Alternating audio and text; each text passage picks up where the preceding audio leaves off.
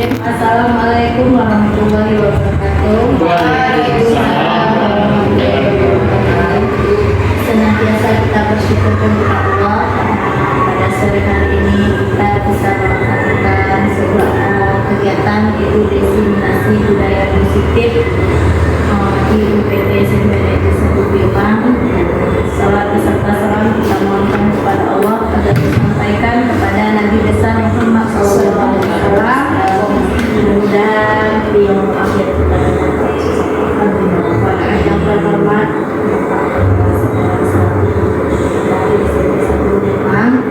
dan Ibu Wakil beserta Ibu Presiden. Pada kesempatan ini kita akan mengadakan sebuah kegiatan diseminasi budaya positif di sekolah kita sebagai tugas dari Ibu Lucy untuk menyebarkan ilmunya pada kita semua, karena beliau adalah calon guru penggerak. Mudah-mudahan apa yang disampaikan nantinya bisa kita pahami. Kepada Ibu Lucy, silakan.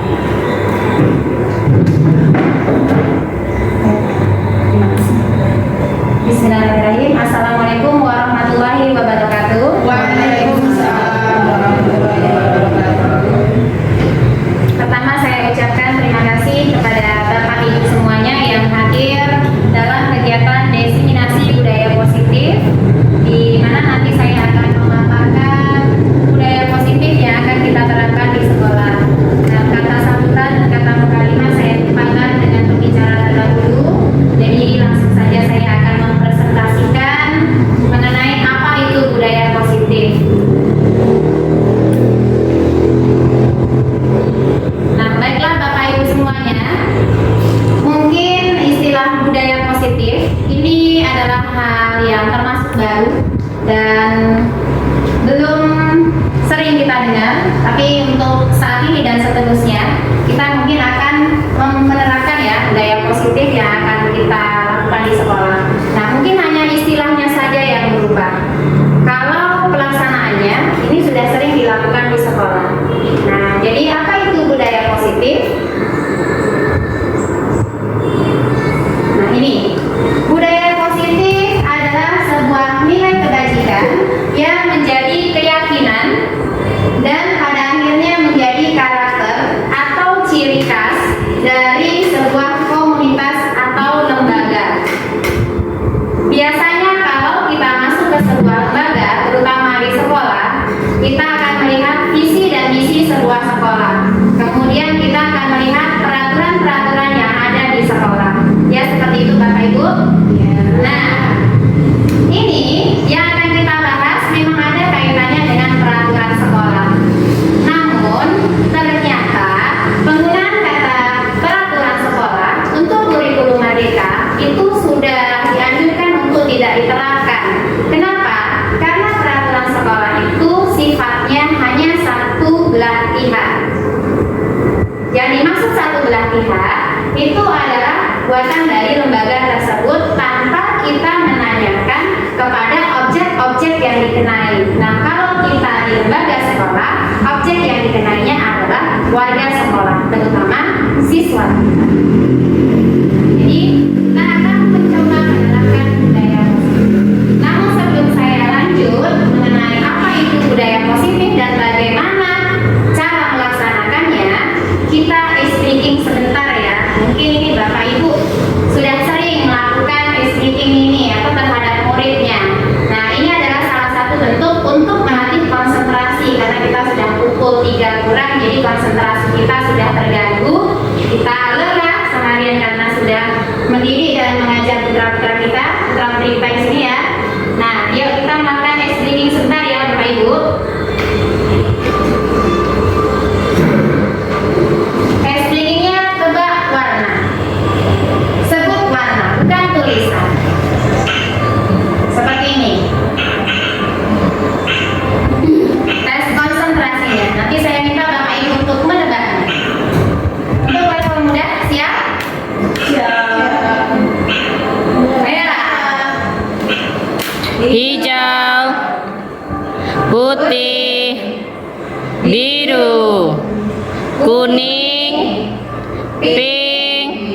kuning, hijau, Level selanjutnya.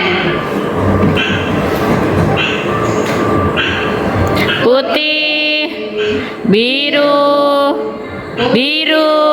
hijau, pink, kuning, hijau, merah,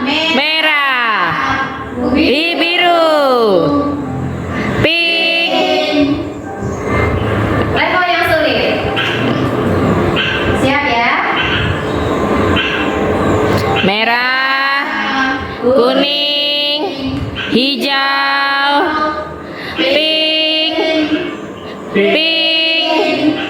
putih, merah, kuning, biru, hijau, pink, merah. Selesai. Iya, tepuk tangan untuk kita ya. Alhamdulillah Bapak Ibu semuanya konsentrasinya masih bagus karena meskipun kita diterpa dengan berbagai kegiatan, jadi masih bagus semuanya ya. Kita lanjutkan mengenai budaya positif. Nah, Bapak Ibu semuanya, bagaimana cara menerapkan budaya positif? Ini bisa dilakukan dengan 5 cara. Yang pertama dengan menerapkan disiplin positif. Kemudian yang kedua dengan memahami motivasi perilaku manusia, berarti objek kita ini adalah siswa. Kemudian yang ketiga, kita mengenali posisi kontrol kita sebagai seorang guru. Kemudian yang ketiga, kita mewujudkannya dalam bentuk keyakinan kelas atau keyakinan sekolah. Jadi bukan peraturan lagi ya Bapak Ibu, tapi keyakinan kelas. Kemudian, nah ini yang terakhir, segitiga restitusi. Ini yang akan kita bahas hari ini. Kita masuk yang pertama dulu, apa itu disiplin positif? Nah, disiplin positif ini sejalan dengan pemikiran Bapak Ki Hajar Dewantara, sejalan juga dengan pemikiran Diane Gosen dalam bukunya Restructuring School Discipline ya, begitu ya Bu Ara, bahasanya tahun 2001 buku ini terbit. Diane mengatakan bahwa arti dari kata disiplin berasal dari bahasa Latin disciplina, yang artinya belajar. Kata disiplin juga berasal dari akar kata yang sama dengan disiplin atau murid atau pengikut. Nah, untuk menjadi seorang murid atau pengikut, seseorang harus paham betul alasan mengapa mereka mengikuti suatu aliran atau ajaran tertentu. Sehingga motivasi yang terbangun adalah motivasi intrinsik yang lahir di dalam diri seseorang tersebut, sehingga mereka untuk menjadi pengikut itu merupakan sebuah kesadaran sendiri, bukan pengaruh dari luar atau ekstrinsik. Nah, dari disiplin positif tadi, kita harus mengetahui juga masalah motivasi perilaku manusia. Jadi manusia ini memiliki motivasi untuk berbuat sesuatu, ada 3. Ini sesuai dengan Diane Gosen juga dalam bukunya tadi. Yang pertama, motivasi seseorang melakukan sesuatu itu untuk menghindari ketidaknyamanan atau hukuman. Contoh, seorang siswa datang ke sekolah karena dia takut dihukum oleh orang tuanya karena tidak mau belajar. Berarti itu motivasi yang pertama. Kemudian yang kedua, untuk mendapatkan imbalan atau penghargaan dari orang lain. Contoh, kita memberikan reward. Sebenarnya reward itu termasuk bagus, tapi kalau berlebihan ini juga akan menjadikan suatu kebiasaan yang buruk, karena anak akan mendapatkan atau meraih sesuatu kalau dia diberi reward. Contohnya, nah untuk kelas ini yang jadi juara misalnya, atau memang dari kita sebagai orang tua atau guru, nanti ibu kasih uang 50. Nah jadi memang itu meningkatkan motivasi, tapi motivasinya itu berasal dari ekstrinsik, bukan dari dalam diri siswa itu sendiri. Nah, kemudian yang ketiga, untuk menjadi orang yang mereka inginkan dan menghargai diri sendiri dengan nilai-nilai yang mereka percaya. Dari ketiga motivasi ini, memang yang paling bagus kita harapkan dari peserta didik kita itu adalah yang nomor 3, bukan karena punishment, hukuman, sanksi, atau bukan karena ingin mendapatkan imbalan atau reward. Jadi kita harus mengetahui motivasi apa yang mereka inginkan ketika mereka datang ke sekolah. Kemudian, nah ini dia motivasi, hukuman, konsekuensi, dan restitusi. Kita pilih satu persatu, kita bahas apa itu hukuman atau punishment. Nah, hukuman bersifat tidak terencana atau tiba-tiba. Anak atau murid tidak tahu apa yang akan terjadi dan tidak dilibatkan. Ini sebagai refleksi kita Bapak Ibu semuanya. Kita kan biasanya sering memberikan hukuman. Sebenarnya kita maksudnya baik, supaya mereka jerah. Atau yang kedua, kita memberikan konsekuensi. Kalau yang kedua restitusi ya. Restitusi adalah proses menciptakan kondisi bagi murid untuk memperbaiki kesalahan mereka sehingga mereka bisa kembali pada kelompok mereka dengan karakter yang lebih kuat. Dan yang ketiga, konsekuensi sudah terencana atau sudah disepakati dan ini sudah dibahas dan sudah disetujui oleh murid-murid dan guru. Umumnya bentuk-bentuk konsekuensi dibuat oleh pihak guru dan murid sudah mengetahui sebelumnya konsekuensi tersebut yang akan diterima ada pelanggaran. Jadi ini perbedaan hukuman, konsekuensi, dan restitusi. Nah, menurut Bapak Ibu, dari ketiga hal ini, hukuman, konsekuensi, dan restitusi, mana yang lebih tepat kita terapkan? Yang mana dulu ini? Restitusi. Kenapa restitusi Bu? Ya karena kalau anak itu sudah melakukan kesalahannya, dia akan bisa memperbaiki diri sadar. Ya. Bukan berarti hukuman atau imbalan tadi tidak bagus ya. Bagus, namun yang lebih tepat itu adalah restitusi. Sekarang kita akan membahas mengenai bagaimana cara menggali kesadaran diri pada siswa tersebut. Jadi mereka seperti yang motivasi untuk melakukan tindakan yang 3 tadi, mereka datang sekolah itu untuk apa? Seharusnya kan mereka harus menyadari tujuannya, bukan karena dia ingin mendapatkan hukuman atau imbalan. Nah, ini Bapak Ibu, kenapa terjadi permasalahan pada diri seorang siswa?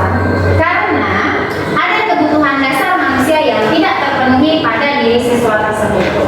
Kebutuhan yang pertama itu berkaitan dengan penguasaan. Yang kedua berkaitan dengan kesenangan. Yang ketiga kebebasan. Yang keempat kasih sayang dan rasa diterima.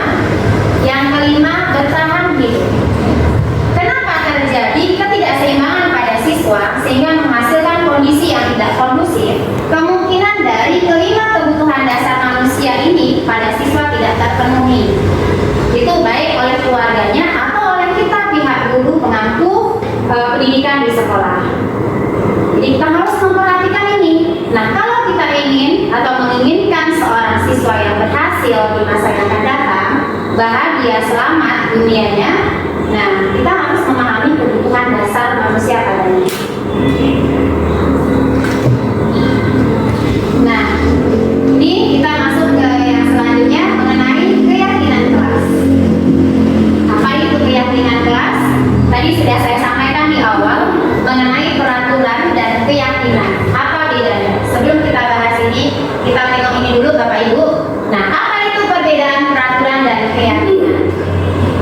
Kalau peraturan biasanya terbit tanpa persetujuan pihak objek, siswa. Ini yang sering biasa kita gunakan sehari-hari. Nah, kemudian si objek harus melaksanakan. Posisi murid di sekolah itu sebagai objek. Bedanya dengan keyakinan, ini baik keyakinan kelas maupun keyakinan sekolah, itu terlihat dari adanya persetujuan yang dibuat bersama antara guru dan murid. Selanjutnya akan ditaati bersama. Posisi murid bukan lagi objek, tapi subjek yang dikenai. Bedanya kalau peraturan itu sudah muncul. Nah, kalau keyakinan kita akan menggali aspirasi dari siswa-siswa mau menginginkan kelas ini seperti apa atau sekolah ini seperti apa. Memang agak repot Bapak Ibu karena kita akan menampung aspirasi dari semua siswa, nanti baru kita akan bisa membentuk sebuah keyakinan kelas. Nah, dengan adanya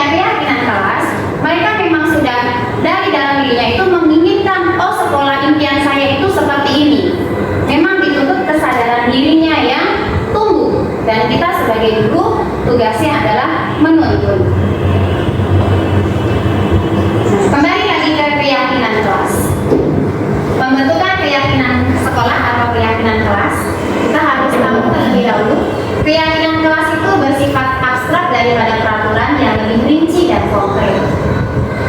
Kemudian keyakinan kelas berupa pertanyaan-pertanyaan universal. Kemudian pernyataan universal ya. Kemudian pernyataan keyakinan kelas senantiasa dibuat dalam bentuk positif.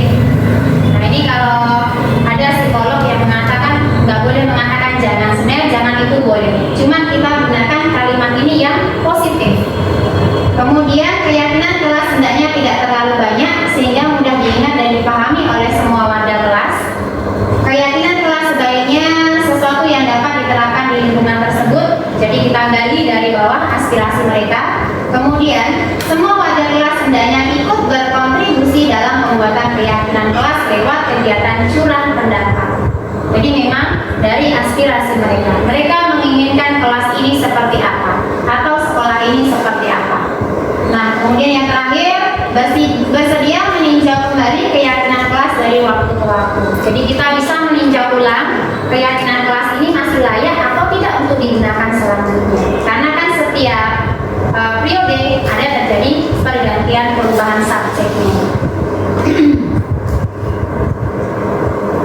Nah, selanjutnya 5 posisi kontrol kita sebagai seorang guru. Posisi kontrol kita sebagai seorang guru itu ada 5. Yang pertama sebagai penghukum, yang kedua sebagai pembuat rasa bersalah, yang ketiga sebagai teman, yang keempat sebagai pemantau, dan yang terakhir sebagai manajerial. Nah, Bapak Ibu semuanya, dari kelima posisi kontrol ini tidak bisa kita lakukan satu saja. Contoh, kita sebagai guru yang bertindak hanya sebagai penghukum. Apa yang akan terjadi? Kalau kita hanya sebagai seorang penghukum, pasti seorang siswa akan mengalami ketidakseimbangan. Bahkan mungkin kita akan jadi bahan buliannya. Oh, ibu ini hukuman terus, seperti itu. Kemudian yang kedua sebagai pembuat merasa bersalah. Ini contohnya seperti ini. Contoh, ada seorang siswa yang melanggar peraturan, misalnya terlambat. Saya sebagai guru piketnya, saya panggil anak tersebut. Nah, saya datangi. Nah, apa kamu nggak kasihan dengan ibu? Nanti ibu dimarahin bapak kepala sekolah loh kalau kamu nggak disiplin. Itu contoh. Kira-kira bapak ibu kalau menjadi seorang murid akan mencap saya sebagai guru yang seperti apa? Pasti mereka akan memberikan sebuah julukan-julukan kepada kita. Ibu nih dikit-dikit nanti bilang Pak Kepala Sekolah marah. Ibu nih dikit-dikit nanti dibilang dibawa ke BK. Ya seperti itu Bapak Ibu. Nah, kemudian sebagai teman. Sebagai teman ini sebenarnya posisi kontrol yang cukup bagus. Namun kalau kita hanya mengambil peran kita sebagai posisi kontrol teman, ini juga bahaya. Kenapa? Karena kita akan dibawa lalu saja sama mereka. Nah, ini bisa easy, ya, Ibu Mai. Nah, kebiasaan anak kita ini easy. Gampang sama ibu itu bisa dinego. Yang penting nggak sama Bu Mai, sama ibu itu aman. Nah, misalnya seperti itu. Kemudian sebagai pemantau, tidak mungkin kita hanya sebagai pemantau. Terus posisi apa yang tepat yang harus kita perdalam agar di kompetensi kita adalah posisi manajer. Karena seorang manajerial itu sudah memiliki tempat kontrol yang ini, dari penghukum, pembuat rasa bersalah, teman, dan pemantau. Selanjutnya kita masuk yang terakhir, itu segitiga restitusi. Apa itu segitiga restitusi? Segitiga restitusi itu adalah salah satu tahapan pendekatan. Mungkin kalau di BK Bumat sudah terbiasa melakukan ini. Jadi tahapan ini bukan kita sebagai penghukum, bukan juga sebagai pemberi rasa bersalah atau kita memberikan punishment, tapi kita berusaha untuk bagaimana menumbuhkan kesadaran diri pada peserta didik tersebut ketika dia melakukan kesalahan. Tahapannya ada 3, sehingga membentuk 3 sudut, makanya dikatakan segitiga restitusi. Nah, pada segitiga restitusi, tahapan yang pertama itu adalah menstabilkan identitas.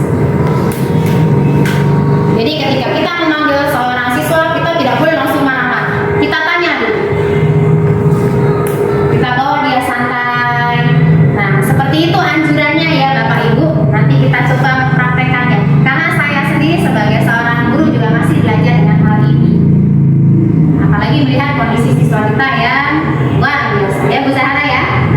Nah, kemudian yang kedua yaitu validasi tindakan yang salah. Kita gali terus, kenapa dia berbuat salah?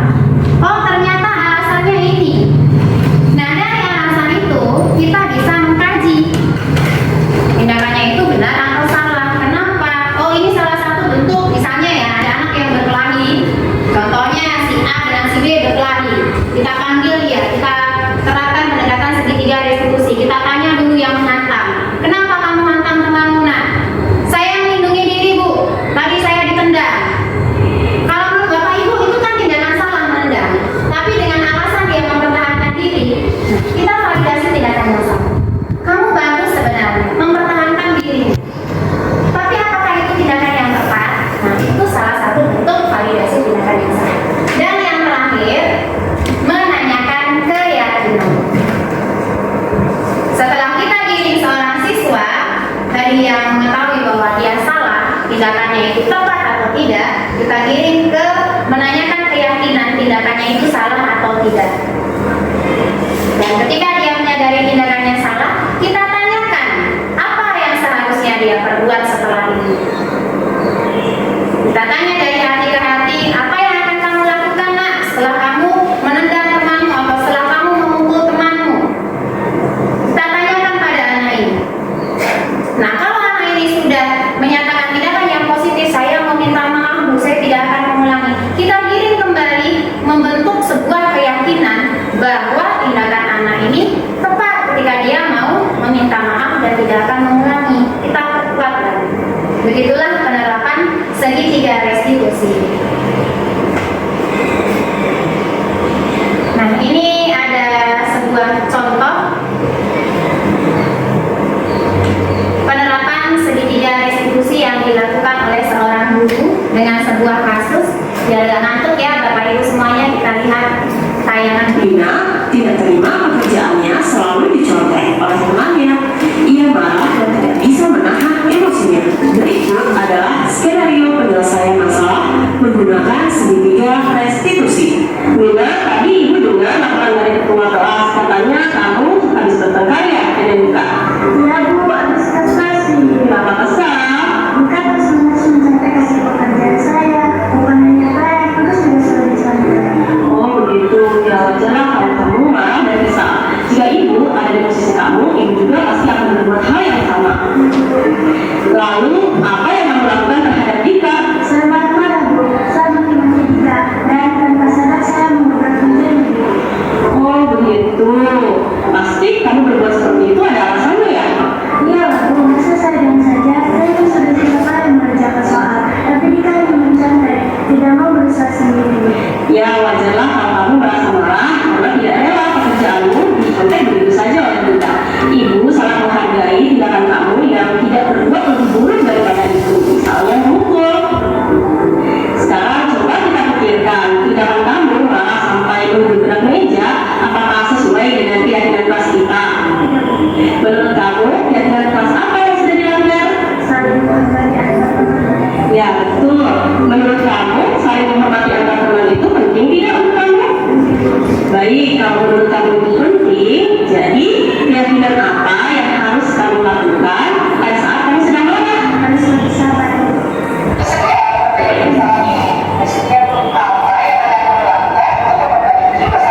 Saya sudah bersabar dan menanyakan saya. Kalau ada yang mencontek, saya akan melaporkan kepada guru mata pelajaran atau mereka saya. Ya, maka kita akan mengingat kalau sekarang ya, harus akan balik kelas. Assalamualaikum warahmatullahi wabarakatuh.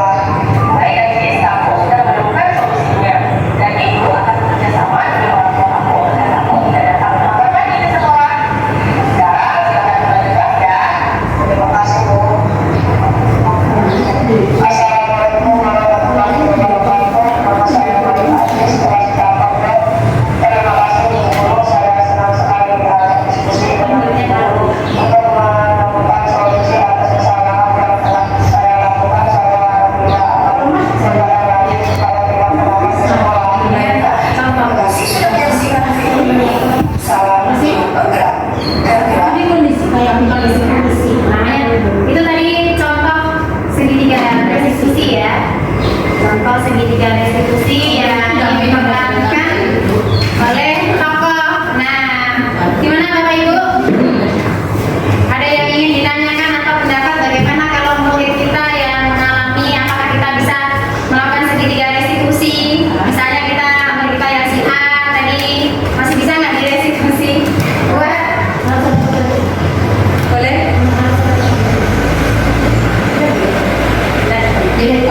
Oh iya, jadi untuk Tunggu. Baiklah Bapak Ibu semuanya, itu pemaparan dari Ibu Isi tadi tentang ya, budaya positif yang disampaikan. Mungkin Bapak Ibu ada yang masih bingung atau yang ingin ditanyakan juga. Ya silakan. juga terima kasih moderator. Bu Isi ini kan untuk menerapkan segitiga restitusi ini kan salah satunya kan ada keyakinan kelas. Nah, keyakinan kelas itu sebelumnya apa kita bentuk terlebih dahulu dengan siswa sehingga siswa sudah tahu baru kita terapkan dengan segitiga restitusi. Masuk tadi ya Bu. Terima kasih atas pertanyaannya Bu Wiwi. Tadi Bu Wiwi menanyakan untuk melakukan proses segitiga restitusi itu ya ada proses menanyakan pada keyakinan kelas ya mengkaitkan. Ya betul. Kalau kita tiba-tiba langsung memberikan hukuman berarti itu peraturan satu belah pihak. Sebelum kita melakukan restitusi ini, nah biasanya di awal semester atau di tahun ajaran baru kita kan sudah kalau di sekolah kita SMP itu kan dibagi per kelas dengan wali kelas masing-masing. Nah kita harus membuat dulu keyakinan kelas dan keyakinan kelas itu tidak berasal dari guru atau wali kelas dan keyakinan kelas ini tidak hanya untuk misalnya seperti di kelas ini 9A masing-masing guru mapel yang masuk itu boleh membuat keyakinan kelas untuk setiap mapel. Misalnya Bu Zahara membuat keyakinan kelas mapel bahasa Inggris 9A atau Bu Mai dengan matematika atau saya dengan IPA boleh. Jadi itu memang keyakinan kelas yang disepakati antara kita dengan siswa dan mereka mengetahui. Nah keyakinan kelas itu sendiri tadi juga sudah dipaparkan itu merupakan sebuah aspirasi atau impian dari mereka kelasnya itu inginnya seperti apa supaya kondusif seperti itu. Nah jadi kalau sudah ada keyakinan kelas kita bisa melakukan segitiga restitusi karena dasarnya adalah keyakinan kelas tadi.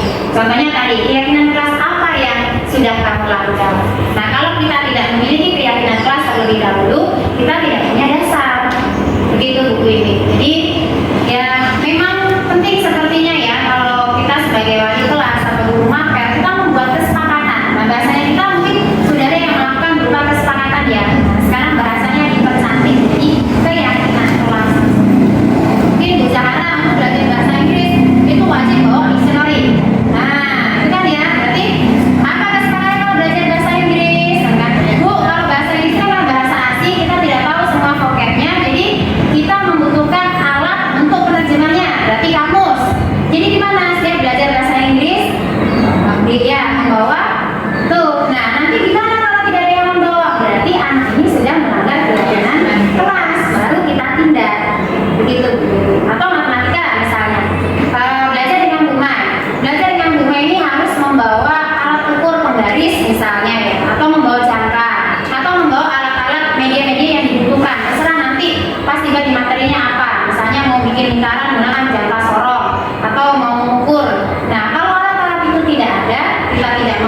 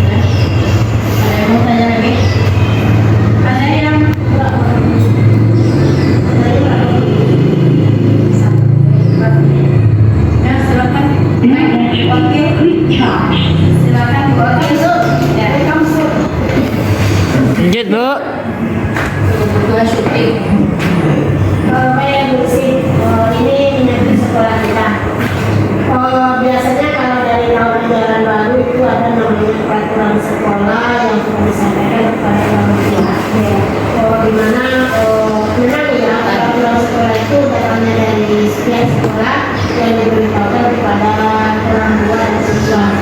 Apakah itu bisa dikatakan sebagai konsekuen? Apakah itu konsekuensi atau seperti ekspektasi ya? Keyakinan.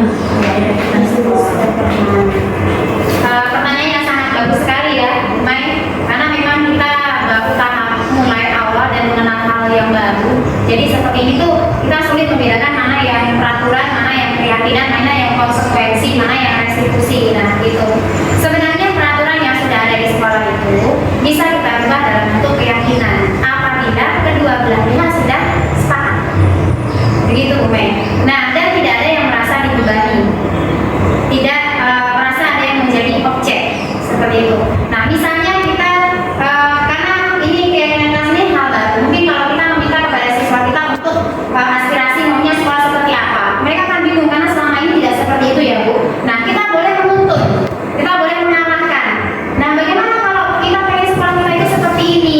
Nah, kita sajikan dalam bentuk peraturan tadi dan mereka mungkin punya ide. Oh iya, Bu, bagaimana kalau ditambahkan seperti ini? Atau Ibu itu terlalu menghukum sekali, Bu. Nah, apa nggak ada solusi lain?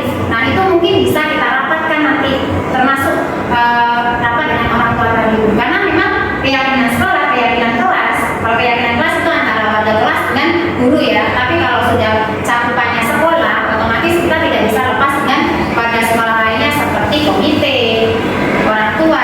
Karena tidak akan bisa jalan tanpa adanya kolaborasi dengan keyakinan kelas. Jadi begitu. Bisa yang peraturan sekolah tadi kita jadikan keyakinan kelas dengan cara kita lempar itu ke forum. Nah, kalau kita kan langsung kita bikin keyakinan kelas, anak itu akan bertanya, keyakinan kelas itu apa? Padahal selama ini tidak ada sosialisasi mengenai keyakinan kelas. Karena hal baru. Terima kasih, Mai. Boleh tambah satu lagi ya? Di restitusi itu kan boleh ada hukuman kan? Maksudnya kan beda tadi kan hukuman, konsekuensi, motivasi, restitusi. Misalkan di restitusi itu kan kita buat keyakinan kelas. Misalkan melanggar kedisiplinan lah gitu, terlambat masuk kelas dengan mata pelajaran PPKN. Solusinya kan misalnya dicarikan ya pertama dinasihati dulu pasti kan. Nanti kalau kita ada denda lagi itu gimana? Boleh itu? Begini ya, Bu Emma, kalau restitusi itu bentuk pendekatan, menyelesaikan masalah. Nah, kalau kalau restitusi itu bentuk menyelesaikan kita, menyelesaikan persoalan anak, misalnya anak yang terlambat, anak yang malas belajar, anak yang bolos. Melalui motivasi restitusi. Jadi pendekatan restitusi berarti restitusi itu pendekatan melalui keyakinan kelas itu tadi gitu ya.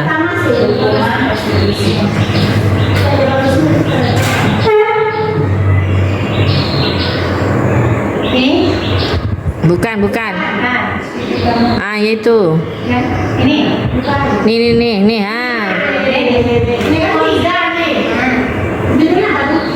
Ini cara apa nih? Cara menyelesaikan sebuah persoalan anak bisa melalui hukuman, kan tidak sehat, tidak bagus. Ya, yang bagusnya kan restitusi. Konsekuensi juga kurang bagus. Yang paling bagus restitusi.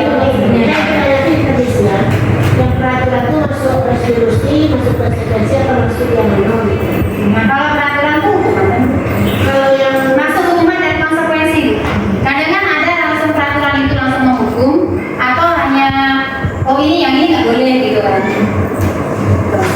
Ja- Keyakinan kelas tadi itu Sama-sama bentuk dibuat oleh Iya. Jadi dulu hukuman namanya peraturan, sekarang diganti Keyakinan. Keyakinan tadi ya. Berarti restitusi itu cara, kemudian keyakinan kelas itu alatnya. Ya alatnya. Jadi hukuman itu sama bisa juga cara salah menyelesaikan masalah. Di sana kan lama juga Restitusi itu kayak ini ya apa ya? Menyadarkan pasal ya. Pasalnya apa? Kalau yang apa hukuman itu Enggak, kalau restitusi itu memang betul caranya, pendekatannya, tapi keyakinan kalau keyakinan kelas itu alatnya gitu. Alat untuk melakukan pendekatan itu. Karena kan kamu udah melanggar keyakinan kelas apa kan itu tadi kan? Ini Itu yang mau ditanyakan ya, Bu.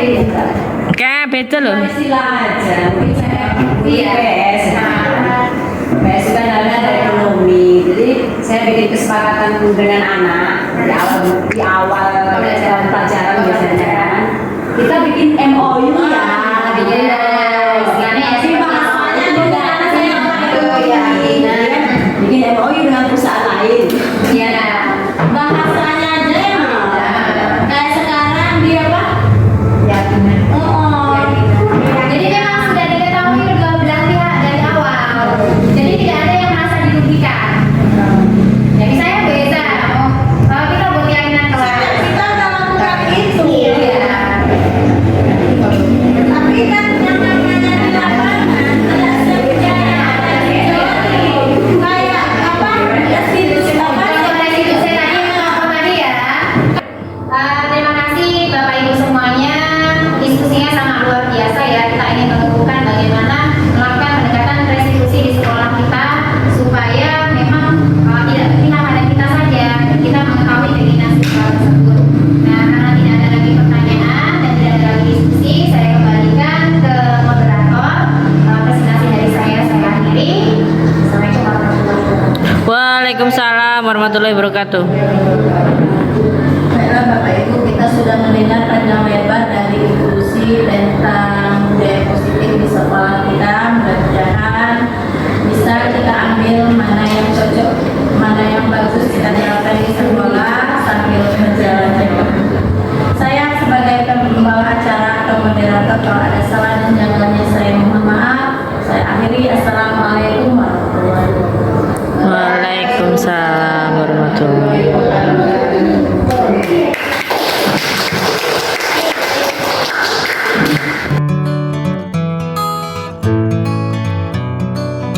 Oke, Assalamualaikum warahmatullahi wabarakatuh.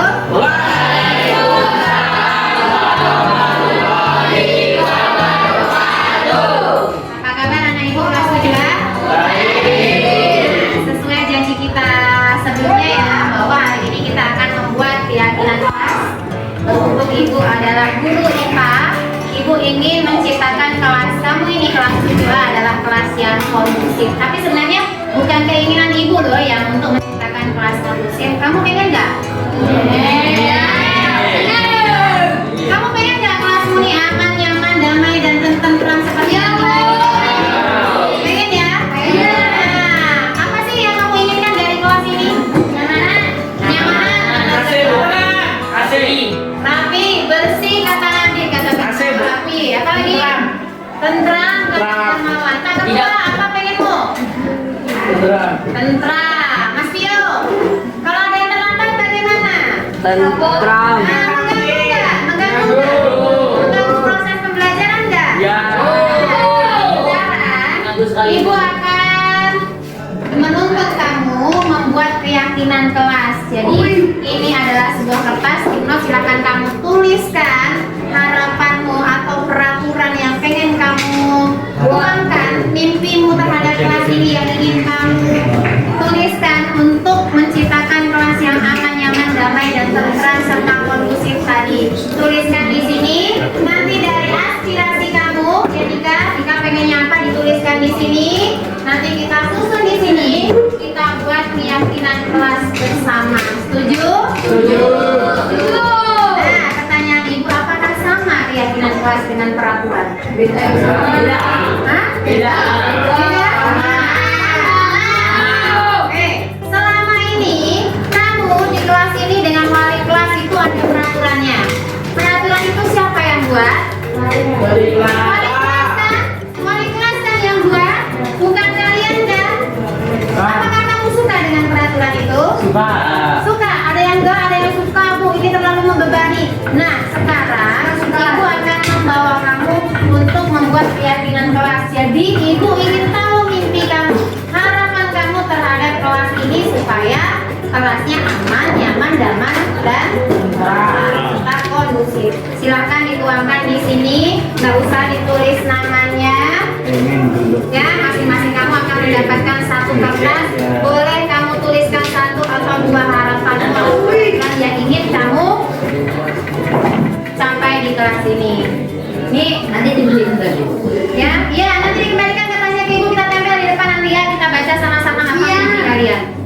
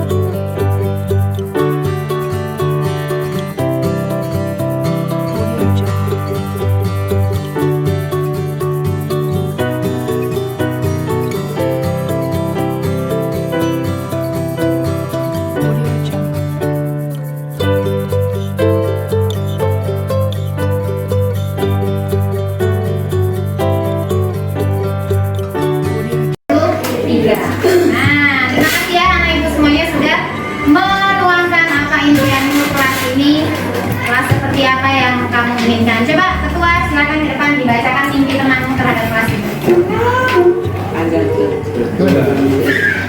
Ketuaan. Bacakan. Kamu tak pilih.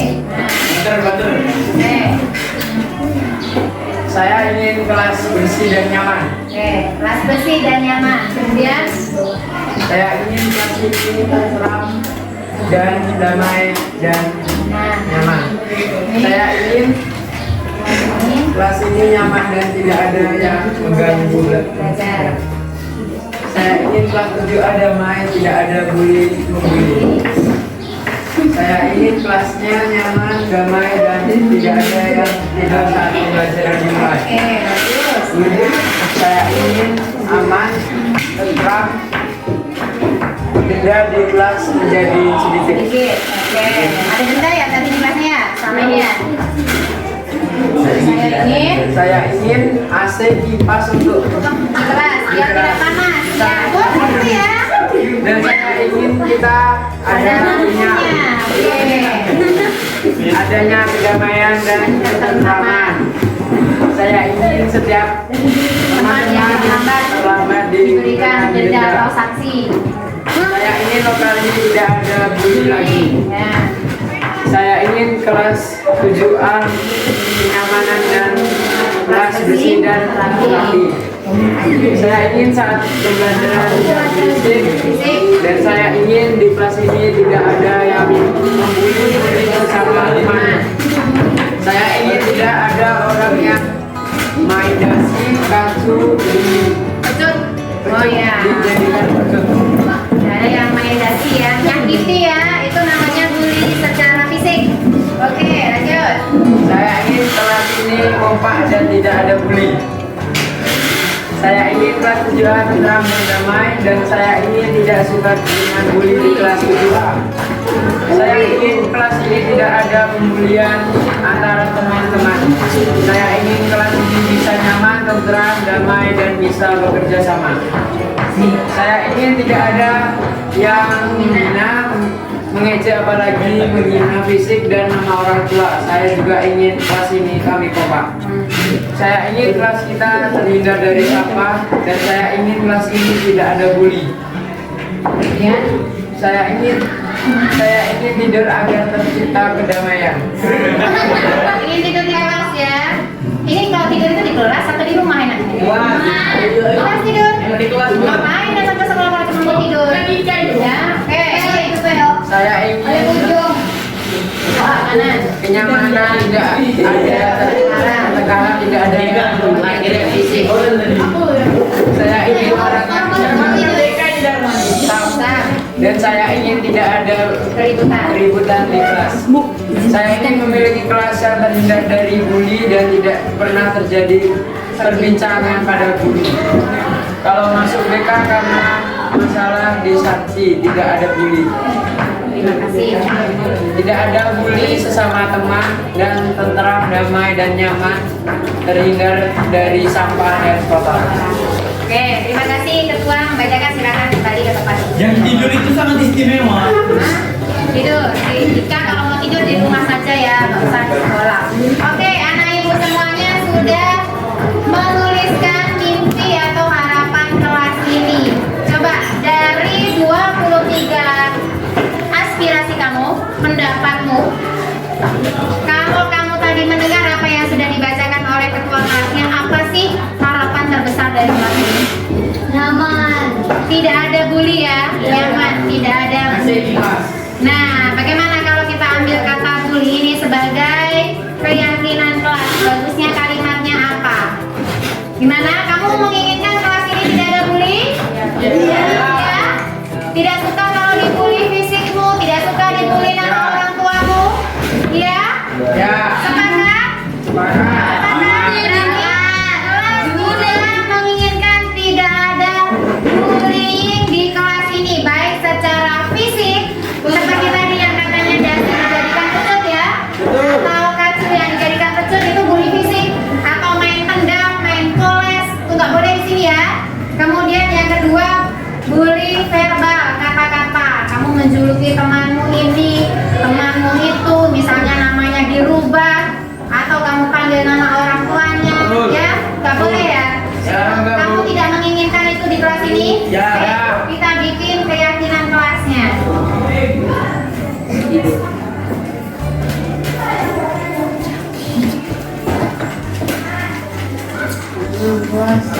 Yang pertama,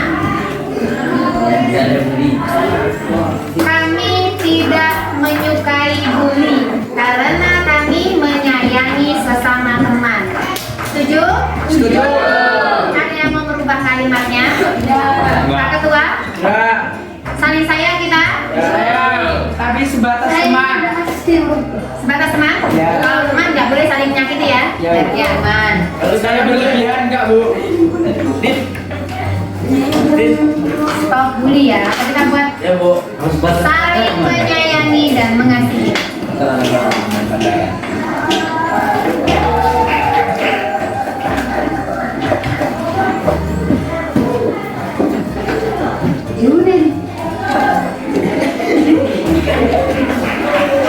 Ini termasuk bully loh Bu. Ini sudah ada keyakinan kelas? Berarti kalau melanggar, kamu sadar kesalahanmu apa? Lihat kembali keyakinan kelas. Kemudian tadi setelah dibaca oleh ketua kelasmu juga ada soal kebersihan.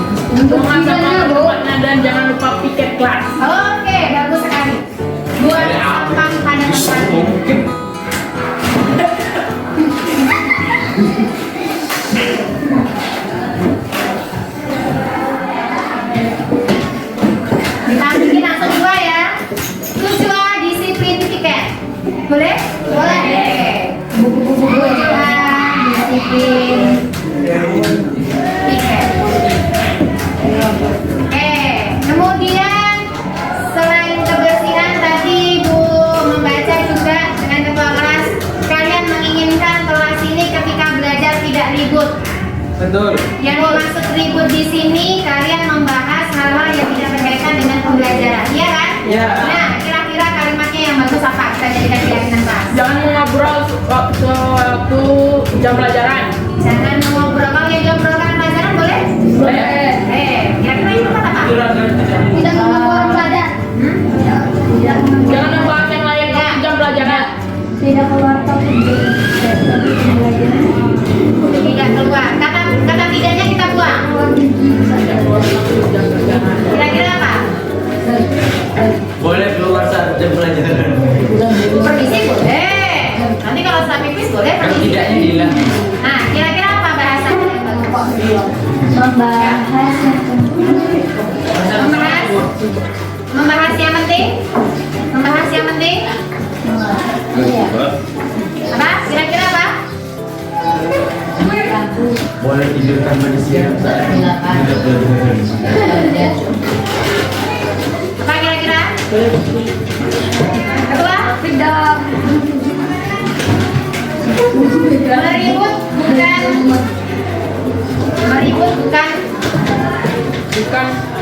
Meribut itu nggak keren.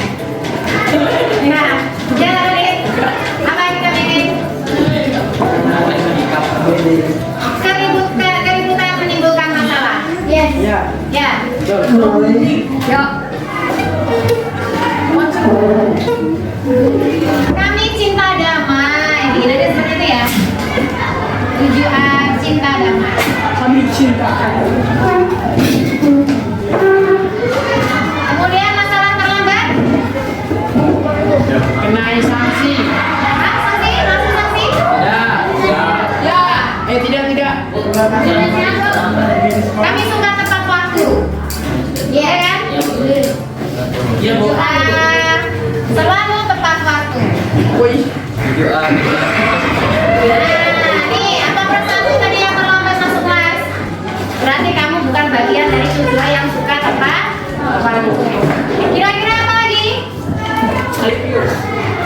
Saling menyayangi dan tidak membuli, buang sampah pada tempatnya, tujuan disiplin weekend, tujuan cinta damai, tujuan selalu tepat waktu. Oke. Kelas kami bukan tempat tidur. Kelas kami bukan tempat tidur. Ya, Iwan bagus sekali. Kelas kami tempat tidur. Bukan tempat tidur. Mau yang tidur siram pakai air. Mau disiram pakai air. Mandikan mau, Bu. Saya beneran Bu. Hati-hati loh. Yang dimandikan itu apa? Di kamar dimandikan Bu Ina. Apa? Halo, Bu. Kelas kami bukan tempat tidur. Ya? Jadi, yang tidur dinaikkan nilainya, Bu. Bukan tidur. Oke. Kelas kami bukan tempat tidur. Ada lagi Tirta? Kira-kira apa dari yang sudah kita baca tadi ya? Tulis sudah. Terus kami lipat. Kita butuh Kemudian lipat. Jangan. Oke.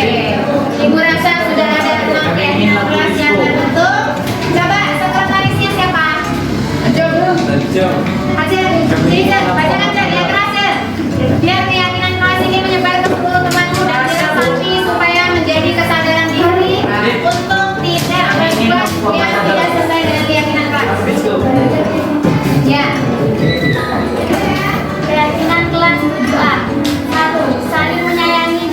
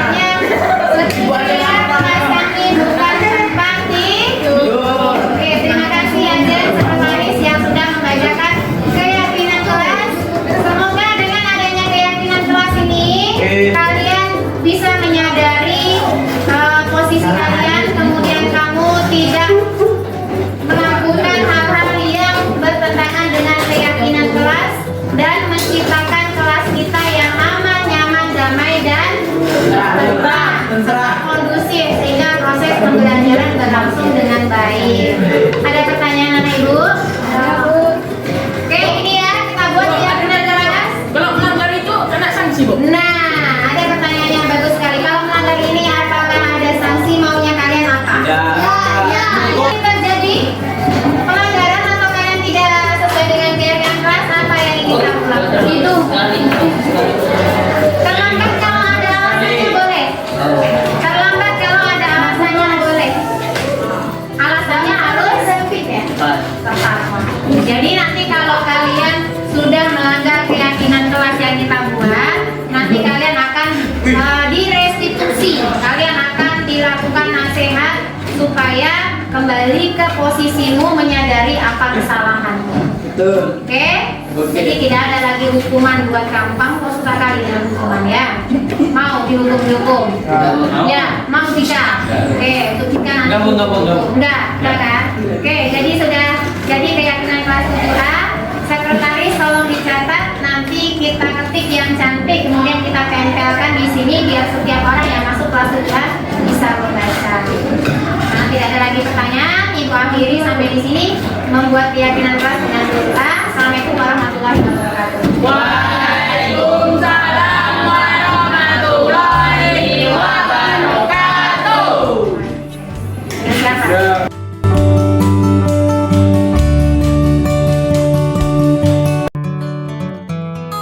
Berikut ini adalah refleksi saya setelah melakukan diseminasi budaya positif di UPT SMPN 1 Tiumang.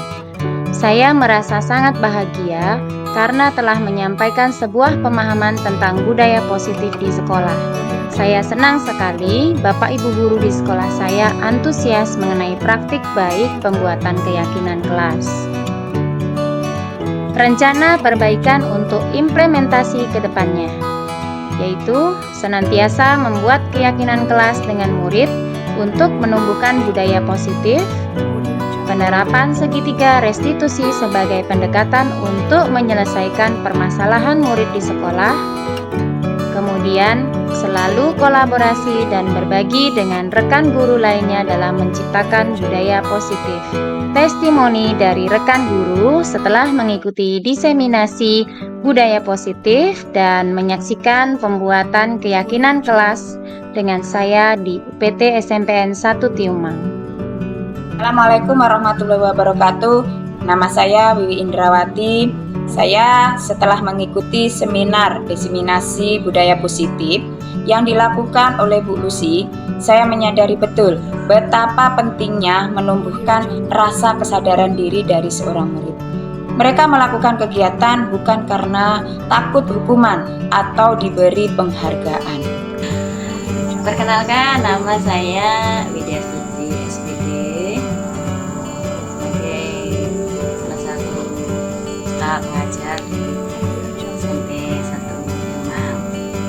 Nah, setelah mengikuti diseminasi yang dipaparkan oleh Bu Lucian, saya menjadi paham bagaimana membuat keyakinan kelas untuk menumbuhkan budaya positif di sekolah kami. Demikian apa yang saya sampaikan, itu yang saya rasakan setelah mendengarkan paparan dari Bu Lucian.